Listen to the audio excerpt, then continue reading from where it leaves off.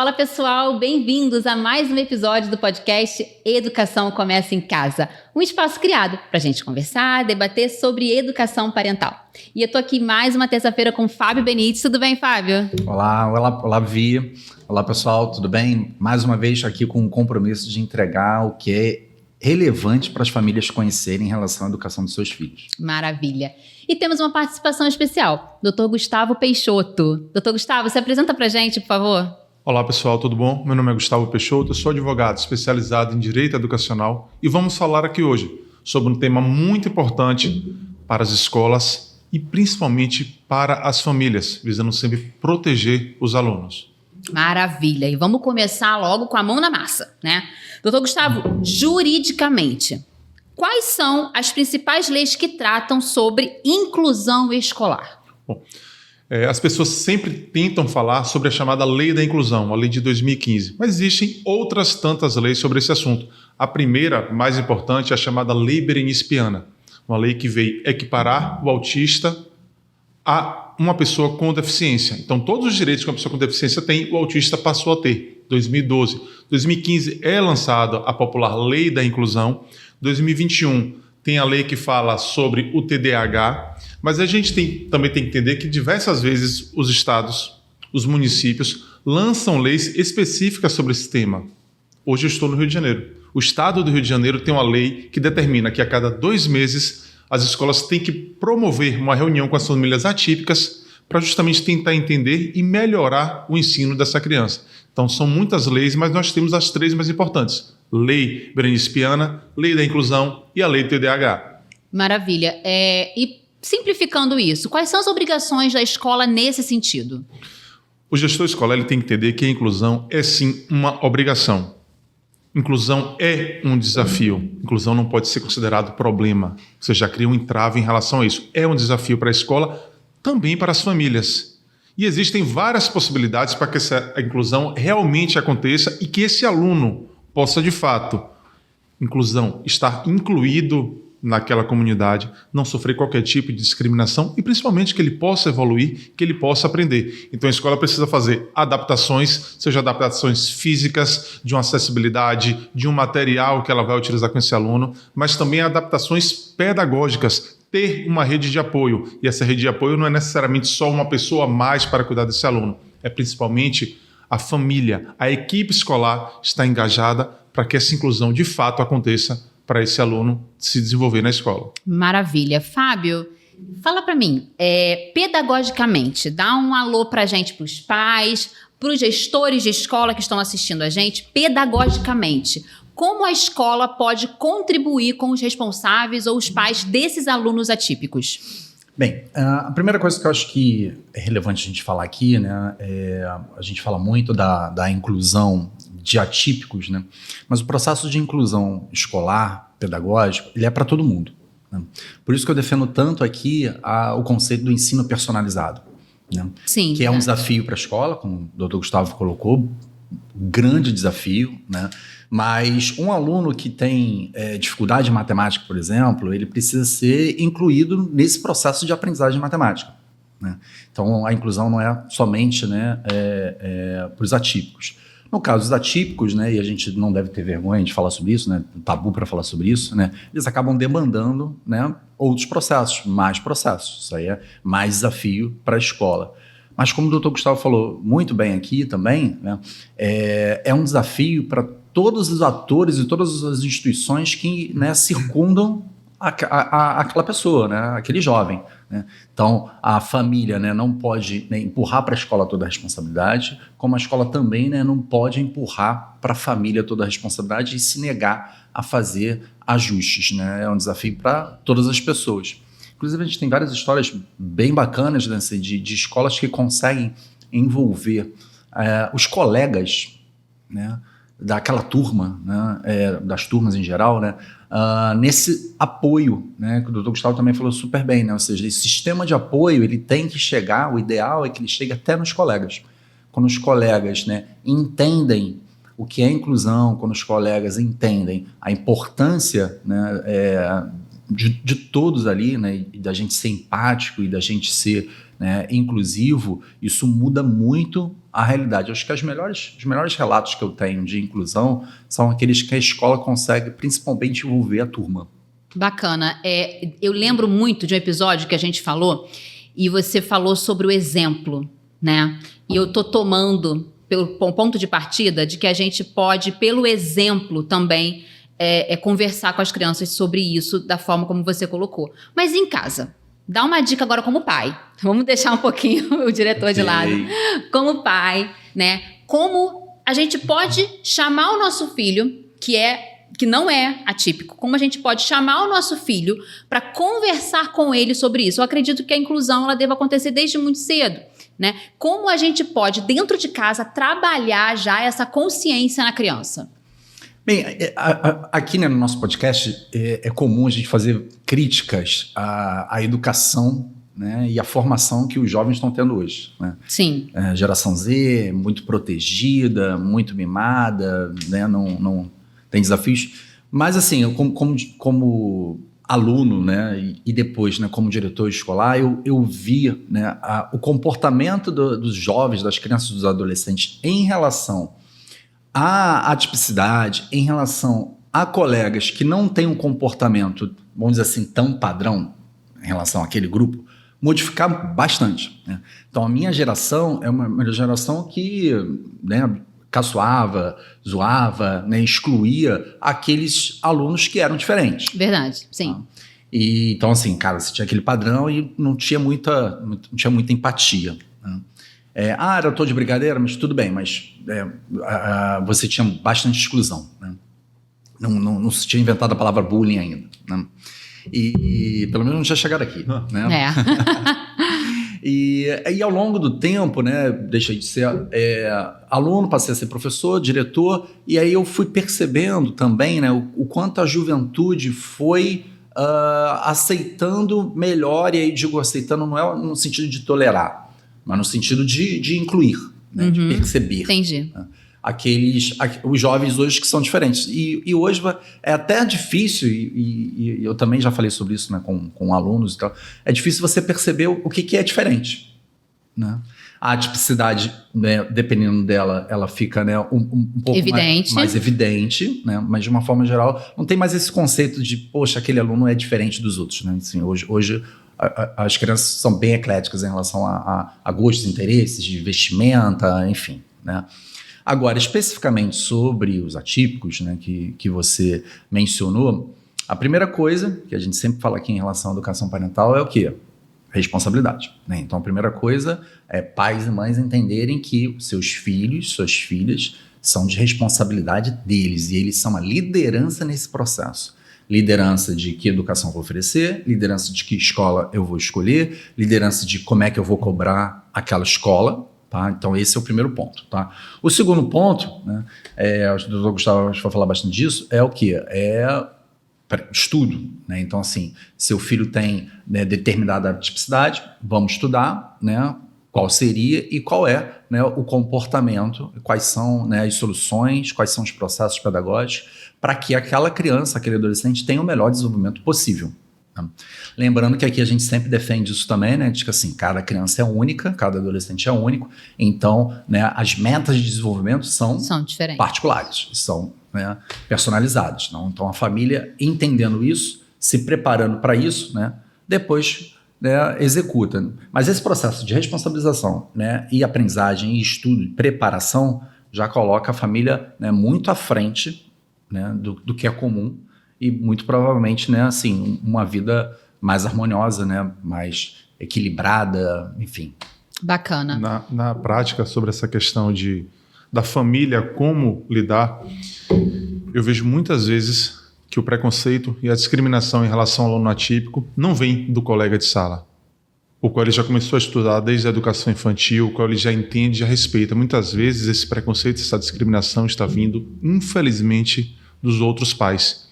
Alguns pensam, se na sala do meu filho tem um autista, ele vai ficar prejudicado no seu aprendizado. Ele não vai passar no vestibular de medicina na federal, porque no grupo 5, o colega dele autista atrapalhou o ensino dele. E a gente recebe muitas demandas de escolas de pais, por escrito.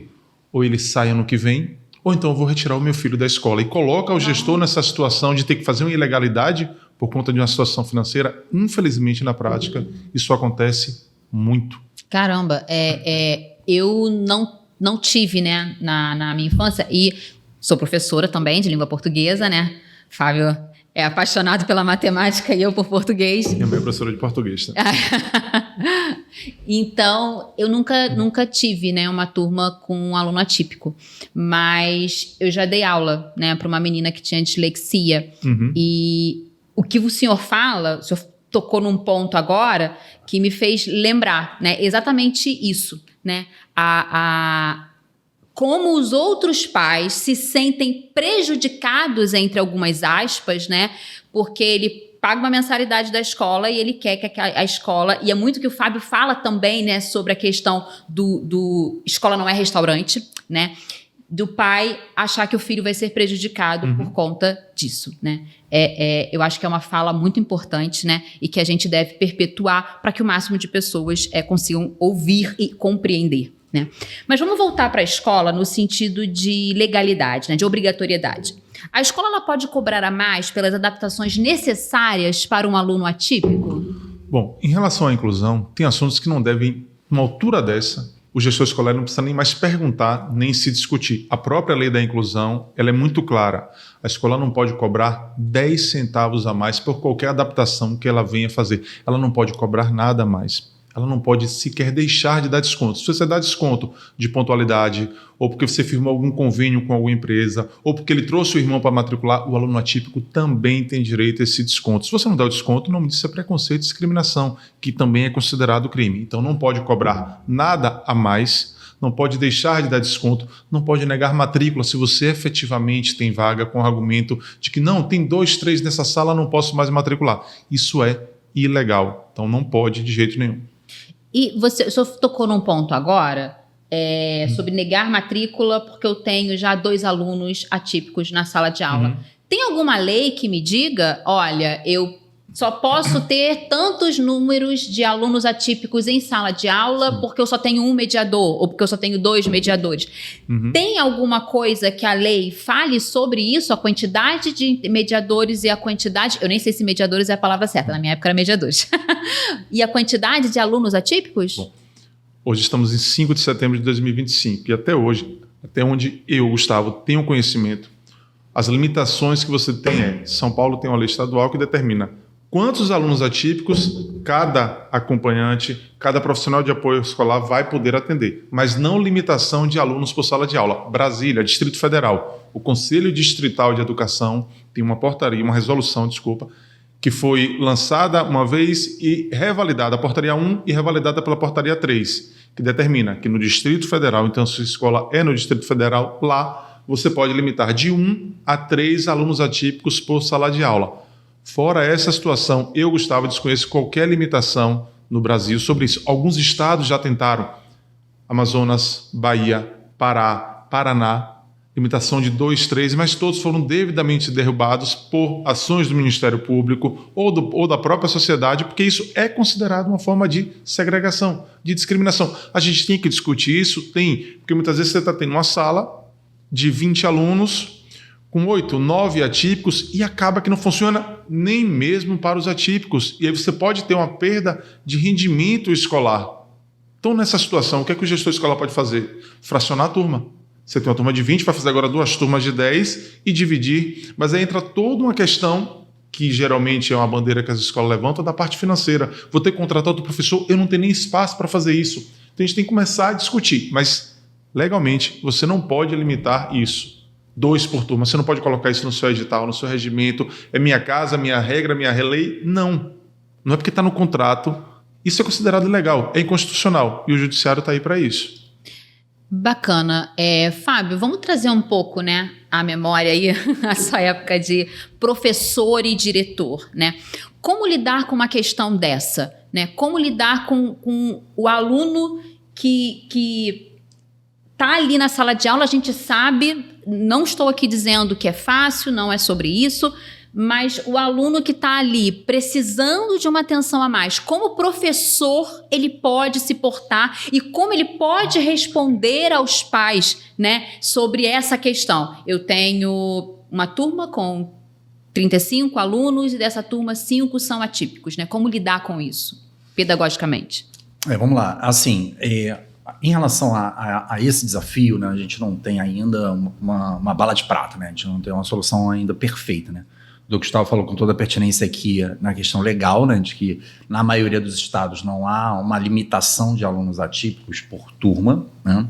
E aí eu vou partir até dessa fala dele, né, para despertar nos pais, porque a gente sempre procura aqui falar de forma muito equilibrada e de forma muito prática também, né? Porque seria muito bonito da nossa parte falar assim, né? Não, é essa a demanda e a escola tem que dar um jeito e a família pode ir lá, né? Sim. Com a faca na mão e obrigar a escola a fazer, enfim, né? Mas aí eu vou trazer também para reflexão, e não há uma solução, não há uma resposta, é uma provocação mesmo, né? Que imagina uma escola no ensino fundamental, anos iniciais, com 30 alunos na sala.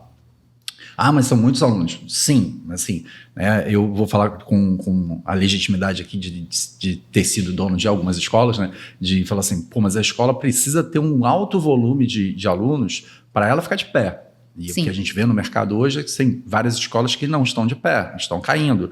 E isso é ruim para todo mundo, né? Quanto menos escolas, menos opções do pai ter um preço melhor, ter um serviço melhor, é mais pressão sobre o Estado, que são mais alunos na educação pública, né? Então, assim, a gente precisa também ter uma visão, né, empática sobre as dificuldades que a escola tem de cumprir qualquer tipo de lei, qualquer tipo de obrigação, e essa aqui é uma delas, né? Então, mas voltando à simulação, então você tem 30 alunos na sala, né, e você tem 3 alunos, né, atípicos, todos necessitando, segundo o diagnóstico, de um mediador individual.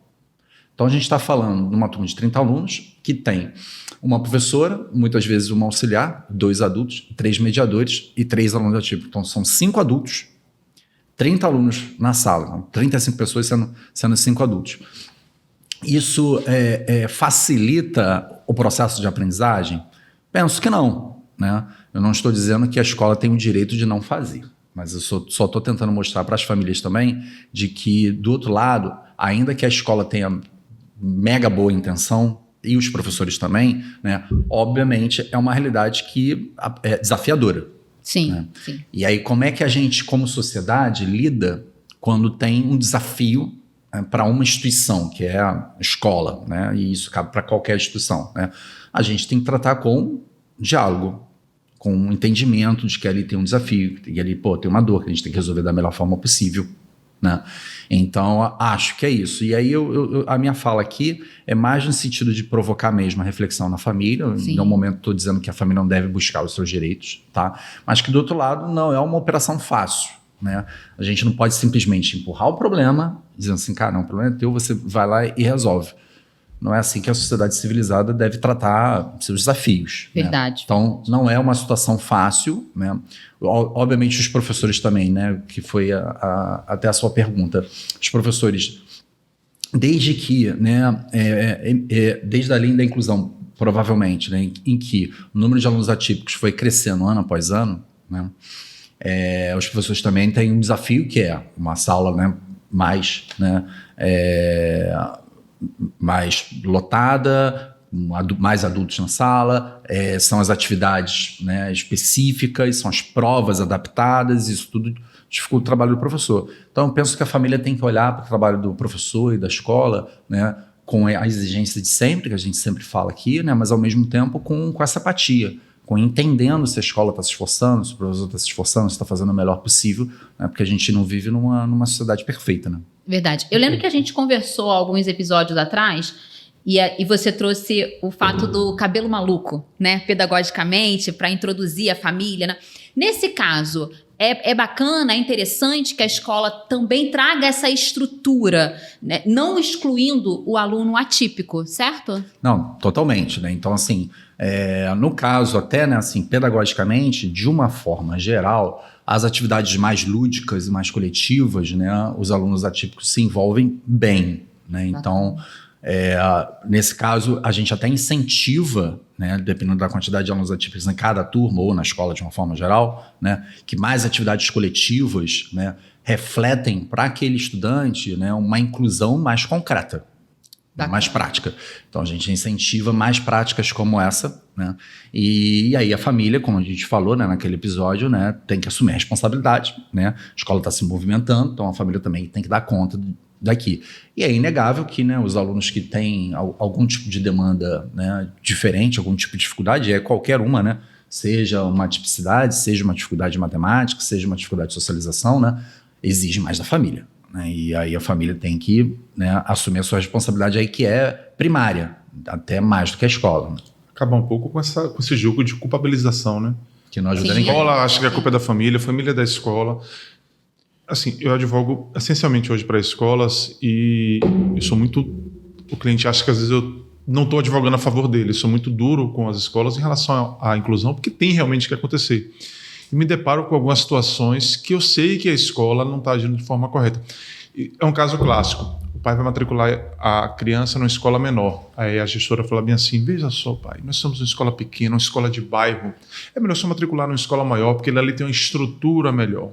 Aí o pai vai, faz todas as suas economias e vai para uma escola maior. A escola maior vira e faz assim, pai, aquele só vai ser mais um.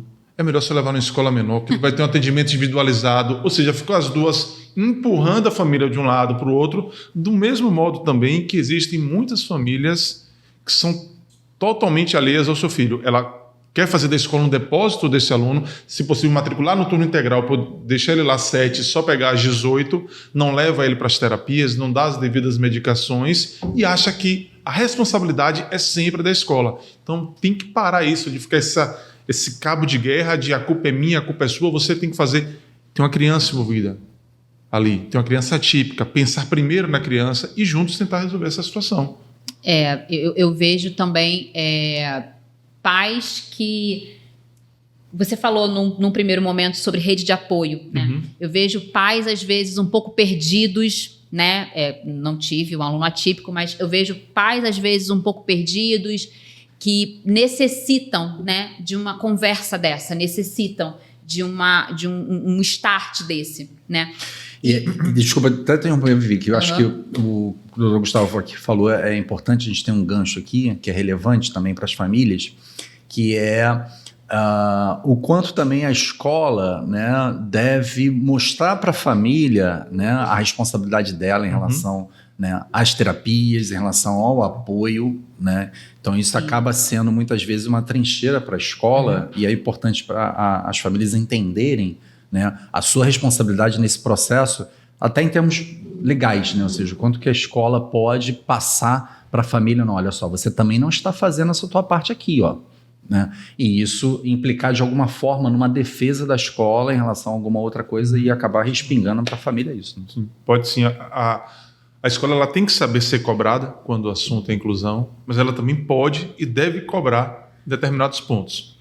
Eu vou tocar num assunto que está aqui na nossa pauta, que é a questão dos relatórios. Até quando a escola pode pedir ou exigir o relatório médico desse aluno. E via de regra, quando o aluno ele está desregulando, ele está sendo agressivo dentro da escola, é porque ele não está tendo o acompanhamento médico devido. Inclusão é educação e saúde. E essa parte da saúde, escola não é clínica, essa parte da saúde quem cuida é a família. E o que é que eu sempre oriento para as escolas? Você não pode estar no mês de setembro com o relatório desse aluno de novembro do ano passado. Até porque todo o trabalho que você faz na sua escola, o PEI que você elaborou, ele tem que ser validado pela parte médica para saber, inclusive, se aquilo que a gente planejou está surtindo efeito. Então, se você começa a se deparar com essas situações, do aluno sendo mais agressivo, do aluno desregulando, do aluno não... Exija, você deve exigir o relatório médico desse aluno devidamente atualizado, porque se a família não está provendo a saúde dele, o nome disso é abandono de incapaz. O gestor escolar se incomoda tanto com criança com piolho na cabeça, não vai se incomodar com o aluno que está sendo negligenciado pela família. Então você vai cobrar da forma correta, por escrito, pai, eu preciso do relatório devidamente atualizado, prazo de emissão mínimo de 30 dias você vai pedir uma vez, daqui a 20, 25 dias pede a segunda, depois você pede a terceira. Se ele não trouxer, conselho tutelar. Porque o nome disso, de novo, é abandono de capaz. Escola é local de guarda e zelo para a criança. E fiscalizar isso também é uma obrigação da gestão escolar. Você falou sobre a questão jurídica, né? Sobre os relatórios e sobre a questão do aluno tornar-se agressivo. Sim. Mas existe algo que a escola, e aí a pergunta é para os dois, né? Juridicamente e pedagogicamente. Existe algo que a escola possa fazer quando o aluno tem uma crise ou ele acaba sendo agressivo com outras crianças, até com funcionários da própria escola, né? Acredito que a dor da escola também tem que ser levada em conta, né? Da integridade dos seus funcionários. O que a escola pode fazer quando ultrapassa o limite, juridicamente e pedagogicamente? Aí que alguém... Vamos lá. Primeiro, aluno atípico, ele não é agressivo. Tem que acabar... A gente tem certos mitos, certos tabus em relação à inclusão, de que o aluno atípico ele vai estar sempre tumultuando a sala de aula, ele vai estar sempre tendo que sair da sala de aula. Parou com isso. Tá? E aluno atípico também não tem salvo-conduto para ser agressivo na sala de aula. Ele está numa escola, ele está sob o regimento interno dessa escola. Então ele tem também essas obrigações. Não dá para simplesmente permitir ou banalizar quando o aluno atípico, seja lá por qual motivo for, está cuspindo, está chutando o professor, está enfiando o lápis no olho do outro coleguinha. E eu não estou inventando isso, são casos reais que aconteceram. E a escola tem que ter esse olhar, porque quando ele está tendo esse comportamento, é aquele assunto que eu falei, fatalmente ele não está tendo o devido acompanhamento médico. São vários os relatos. Não vou dar um remédio não, ele é muito caro. 10 doses não, vou dar só 2 gotinhas. Que você é médico, pai, para estar fazendo isso? Não. Tem uma pessoa especializada que passou o tratamento e você simplesmente vai dizer que não vai fazer? Então essa violência, essas questões de indisciplina do aluno atípico não pode ser banalizado.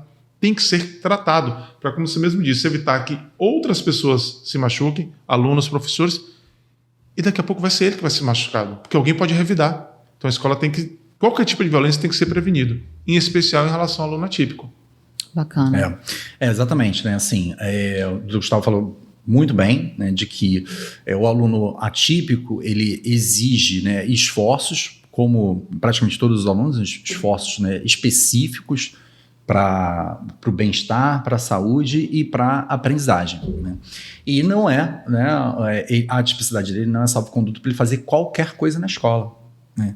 Então, se ele agir com violência, a escola vai, né, tramitar as questões pedagógicas e disciplinares da mesma forma como os outros alunos não atípicos, né? Como os alunos típicos. Então, se a violência ela é permanente, né, se por acaso, né, não são todos que isso acontece, como o Gustavo falou, mas se um aluno ele acaba se desorganizando com frequência e de forma agressiva e coloca, né, a integridade física de colegas e de funcionários, né, na dúvida, né, na insegurança, a escola tem que tramitar a questão disciplinar como qualquer outro aluno. Então, a advertência, a suspensão, ou seja, esse processo na escola também não deve se ficar, né, insegura de agir dessa forma se o aluno, qualquer aluno, atípico ou atípico, está colocando a integridade dos outros em risco. Perfeito. E pela tua experiência como professor, né? Eu acho que eu não sei em que momento você tem mais contato com os pais. Se é como professor, se é como diretor, né? Mas os pais, eles podem procurar apoio nas escolas ou é realmente um campo que a escola tem que indicar? Olha, procura um terapeuta, a escola não deve se envolver até certo ponto, porque é um caso que é realmente para um mediador. Não sei se mediador é a palavra correta, doutor. Mediador é a palavra correta? As leis tratam como profissional de apoio escolar. Olha aí, profissional de tem apoio acompanhante escolar. Especializado, mas pode falar assim. Mediador é o termo coloquial. Tá. Na minha época era mediador. Não tem problema. Não tem problema nenhum. E o que a escola pode fazer e o que a escola não deve fazer, porque somos todos humanos. É claro que vai chegar uma mãe de aluno atípico chorando na sua sala, por algum motivo que seja, como eu já vi acontecer em escolas, e a gente quer abraçar, a gente quer chorar junto às vezes, eu já chorei junto. Acolhimento, né? Acolhimento, exatamente, doutor Gustavo. A escola, ela pode puxar isso para ela Ou isso, quando ela puxa, acaba virando uma obrigação e pode confundir a cabeça desse responsável? Ó, para famílias e escolas, né, que a gente está falando aqui, né, tem que entender as instâncias que nós temos. Né? Então, assim, a primeira instância do dia a dia. Como é que a gente lida no dia a dia? Com diálogo. Né, buscando o entendimento mútuo, né, e decisões, né, alinhadas também conjuntamente. Né. E tem a última instância, né, se isso aqui não é resolvido dessa forma, vamos dizer assim, a última instância, que é a instância legal. Né, que, infelizmente, na nossa sociedade, né, brasileira, muitas vezes, né, vai, né, para uma disputa legal. Então, tanto família como escola, né, que estão orbitando, né, esse estudante, né, o ideal é que busquem sempre o diálogo da melhor forma, porque nem sempre as leis, né, na literalidade são a melhor forma de resolver o problema. Né? Então, quando você tem boas intenções e competências dos dois lados, normalmente a questão fica resolvida. Né? Quando não tem boa intenção, e aí no caso tem a ver com entendimento, né? Ou não tem capacidade técnica, competência para lidar com determinado problema, muitas vezes as pessoas levam para a instância legal. Né? E aí, tanto escola como família tem que buscar ter a intenção, a competência, para não precisar chegar na questão legal. Mas, em último caso, né, caso algum dos atores aqui não tenham, né, ou a intenção ou a competência, então você também tem que dominar as questões legais, né? Ou seja, tanto escola tem que ter, né, um consultor como o Dr. Gustavo aqui, como as famílias têm que buscar, né, de repente, menos abastadas financeiramente, não podem pagar individualmente a consultoria do Dr. Gustavo, tem que buscar a literatura, né, assistir o nosso podcast, enfim, procurar entender da questão legal para estar respaldada também de que, poxa, esse aqui é meu direito, né, e eu vou lutar por ele, tá aqui, né, não quero ir para uma disputa legal. Então isso ajuda tanto escola como família. Sobre esse ponto, o que a escola deve fazer nessa questão da saúde? A maioria das escolas hoje já tem lá no seu quadro um psicólogo, psicopedagogo, mas ele não está ali para atender individualmente aquele aluno. Não é ele que vai fazer a sessão com aquele aluno, ele vai atuar no macro, obviamente, a todo momento, né? Individualmente a todo momento. Excepcionalmente, quando ele tiver alguma situação, ela pode trazer e fazer um atendimento individualizado desse aluno. Mas como a gente sempre... O que é que diz a lei? A lei do TDAH, inclusive, é muito clara de dizer que as necessidades dos alunos na questão terapêutica, a intervenção terapêutica, quando identificadas, devem ser realizadas através do serviço de saúde. E escola não é clínica. A escola pode sim orientar, pode sim solicitar de forma emergencial, então mais ampla, até atender o aluno em alguma situação. Mas essa parte de medicação, de terapia, de fono, que vem lá nos relatórios, quem tem que fazer é a família no serviço de saúde. A escola orienta, pode encaminhar, mas não é uma obrigação da escola dela, nem mesmo quando o aluno fica lá o turno integral. Aluno que está matriculado no turno integral, o pai e a escola têm que entrar num consenso de ele vai sair na terça e quinta às 15 horas para ir para as terapias, porque sábado fatalmente você não vai conseguir levar. E como é que ele vai fazer isso então? Cuidar primeiro da criança. Entendi. Depois você vê isso. Legalmente, o que os pais podem cobrar de fato da escola nesse caso do aluno atípico? Pode cobrar que as adaptações que foram recomendadas no relatório médico sejam feitas. E a gente está falando desde uma acessibilidade, desde... tem aqueles casos clássicos, né? Não imprimir prova frente e verso, se é déficit de atenção, ele não vai virar. Dá um tempo maior de prova, fontes maiores. Quem descobriu o Brasil em qual ano? Não. Quem descobriu o Brasil? Em que ano o Brasil foi descoberto? Fragmentar as perguntas. Ter, como o Fábio disse aqui agora há pouco, em caso de comprovada necessidade do laudo médico e pedagógico, de repente uma pessoa para orientar esse aluno, a gente tem que começar a discutir essa questão de que tem que ser 1 para 1. Eu ia entrar nesse caso agora. Já pode entrar. É uma outra lenda urbana, é um outro mito que existe em relação à inclusão e que vira e mexe chega nas escolas. O pai chega na escola, a mãe chega na escola e diz: meu filho tem direito a um acompanhante exclusivo para ele. E aí o gestor escolar vira e pergunta: quem é que está dizendo isso? A lei. Quando diz isso, eu adoro. Que aí eu falo: senta aqui. Aí você vai abrir a Lei Berenice Piana e tem lá, esse texto eu já decorei. Em casos de comprovada necessidade, o aluno com transtorno do espectro autista matriculado nas classes comuns do ensino regular terá direito a acompanhante especializado. Vamos quebrar esse artigo. Comprovada necessidade, em casos de comprovada necessidade, o próprio Conselho Nacional de Educação, no seu parecer 50, leiam esse parecer, ele é muito claro. Essa comprovada necessidade não necessariamente é só o laudo médico. Aliás, o Conselho, inclusive, disse que isso é uma decisão pedagógica, que é a escola que convive com aquele aluno durante meses, durante horas, e não a sessão de 30 minutos, ela tem autonomia de dizer se ele tem essa necessidade comprovada de ter um acompanhante exclusivo ou não. O artigo ainda diz, matriculado nas classes comuns do ensino regular, ou seja, creche, hotelzinho, contraturno, não entra. E o principal, ele terá direito, vamos imaginar que ele tem lá comprovado, pedagógico e pelo relatório médico, terá direito a acompanhante especializado. A lei não diz a um acompanhante especializado, a lei não diz a um acompanhante terapêutico, sempre pede. Tem que ter um AT, onde é que está escrito isso? Em lugar nenhum. E se você vai para a lei da inclusão, é uma obrigação da escola a oferta de profissionais de apoio escolar. Não tem dizendo a oferta de um profissional de apoio escolar. Isso é exceção da exceção. Isso é 3, 5% que realmente tem que ter um. Porque uma pessoa devidamente capacitada, e aí é onde algumas escolas erram, de não capacitar as pessoas para trabalhar com os atípicos, pega qualquer pessoa na esquina, paga meio salário para ficar dentro da sala de aula sem ter a capacidade técnica. Desculpa o termo, ela vai no máximo tanger esse aluno dentro da sala de aula. Senta, levanta, desce, vem para cá, menino, calma. Tem que ter um treinamento. A lei é clara nisso. Acompanhante especializado, profissional de apoio escolar. E ele pode cuidar de um, de dois. Tá tudo ok aqui, professor? Eu vou ali na outra sala. É a exceção que vai ser 1 para 1. Tá? Isso desde que tenha um bom relatório e que a escola, inclusive, identifique isso. Então, a gente tem que quebrar isso de tem que ser 1 para 1. Isso não está escrito em lugar nenhum. E, na prática, não precisa. Porque, como o Fábio mesmo disse, você vai tumultuar o ambiente escolar. 3 adultos para cuidar de 3 alunos. Fatalmente, um consegue resolver esses 3. Porque o atípico, ele tem que ter também autonomia, ele tem que tentar. Inclusão é isso, aprender é isso. Muitas vezes o pai quer que fique uma pessoa do lado o tempo todo, parecendo uma bonequinha de porcelana, que faça todas as tarefas, que não deixe nem o menino tentar. Vamos começar a pensar mais sobre isso.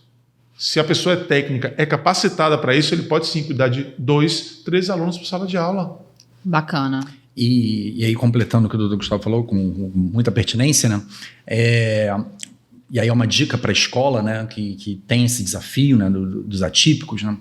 Financeiramente, né, sendo prático aqui, né, financeiramente, estruturas normalmente saem mais barato do que pessoas individualmente. Né? Então, às vezes, a escola monta uma estrutura muito boa, processos muito bem desenhados, né, muito bem pensados, estruturados por pessoas competentes, né? E funciona o atendimento, né, a formação, né, do atípico com menos staff. Né? Então, essa é uma dica boa para as escolas que lidam com esse desafio. Né? Buscar estruturar bem, né, os processos, né, para depender menos de uma quantidade maior de staff, que normalmente é o que pesa financeiramente. E, mais uma vez, a gente quer que as escolas prosperem, a gente quer que as escolas fiquem de pé. Então, a gente precisa dar também dicas práticas aqui para a escola para funcionar com qualidade. Você falou aqui de dislexia. Ano passado, uma cliente minha, uma amiga, inclusive, aqui de Duque de Caxias, doutor Gustavo, abriu um Google Meet, doutor Gustavo, chegou aqui um relatório de um aluno que tem descalculia e está pedindo um acompanhamento individualizado. A gente está falando de acompanhamento individualizado, é que você faça as transformações para aquele aluno. Eu falei, sim, o que é que está faltando? Eu vou ter que contratar alguém. Eu falei, para quê? Dei um Google, com ela no Google Meet, falei, tem 2 cursos presenciais no Rio de Janeiro e tem 2 telepresenciais. O mais caro custa R$300, com 60 horas de formação. Pegue alguém da sua equipe que já está na sala de aula, especialize essa pessoa para trabalhar para aquela tipicidade e não necessariamente vai ter que contratar um outro. Você formou a sua equipe, porque no dia que aparecer um segundo aluno, é ela também que vai fazer as adaptações. Sim. E cuidar. Então, treinem, capacitem a equipe de vocês. E consegue passar o conhecimento para outros membros da equipe quando o conhecimento está dentro da estrutura. É, verdade. Deixa eu só pegar essa tua fala, né, sobre a questão dos alunos atípicos e ter um mediador para ele. Vamos trazer um caso do pai que não, meu filho precisa de um mediador. Aí ele quer trazer o mediador, seja pelo plano de saúde ou seja ele mesmo pagando, né?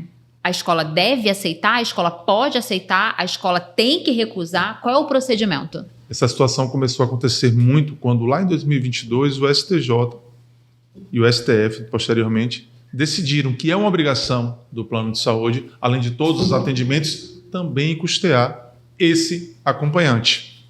E aí começaram a surgir diversas clínicas com diversos laudos pedindo justamente isso, que tem que ter um por aluno.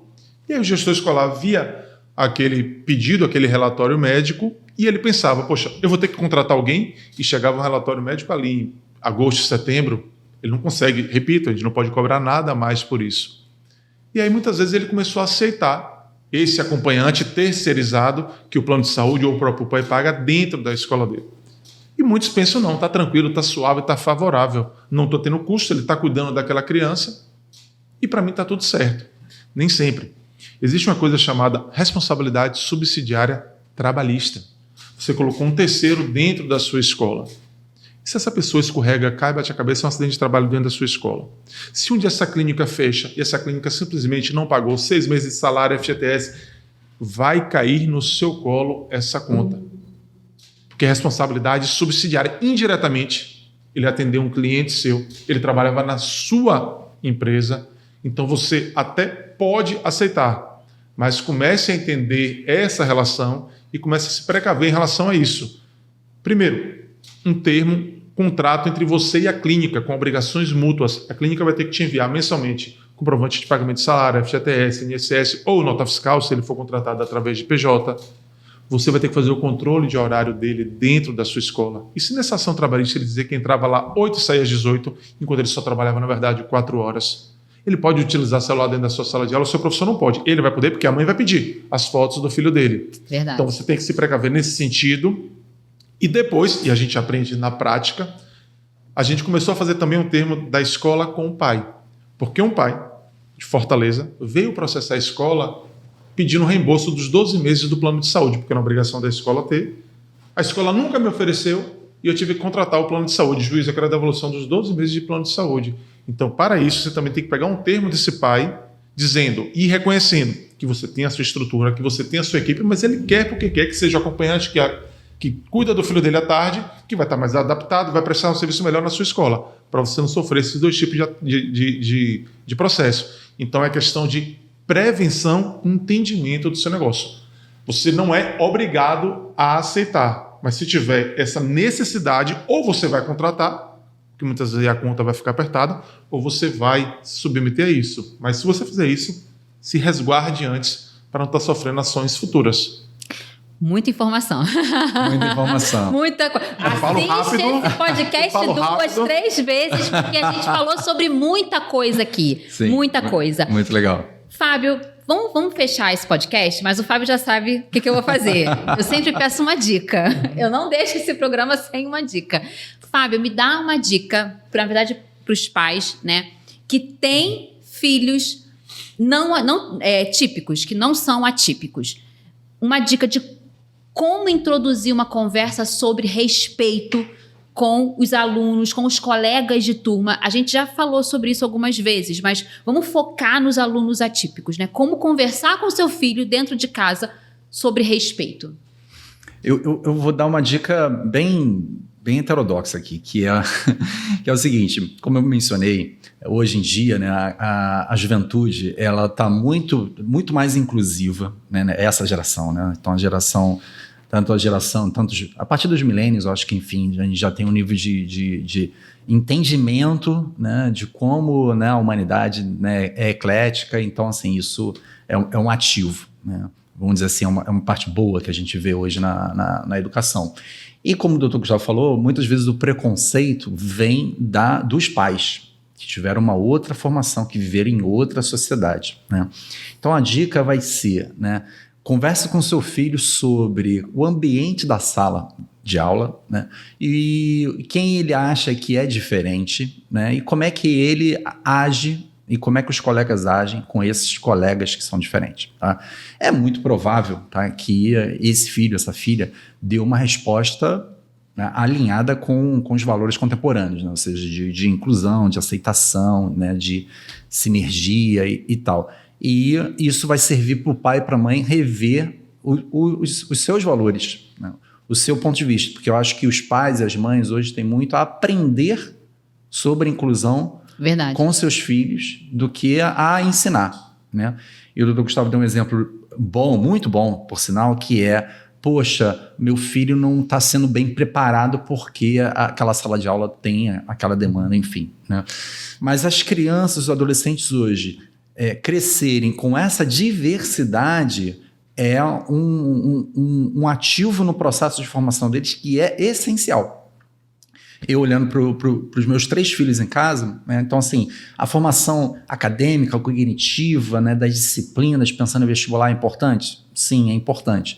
Mas saber lidar, né, com as pessoas que são diferentes, né, com empatia, com entendimento, essas pessoas, todos nós temos visões ímpares do mundo, né? Então, você entender a visão de cada um, os interesses de cada um e saber conviver com isso é muito importante na formação. Verdade. Né? Então, eu celebro quando os meus filhos têm convivências, né, com diversidade.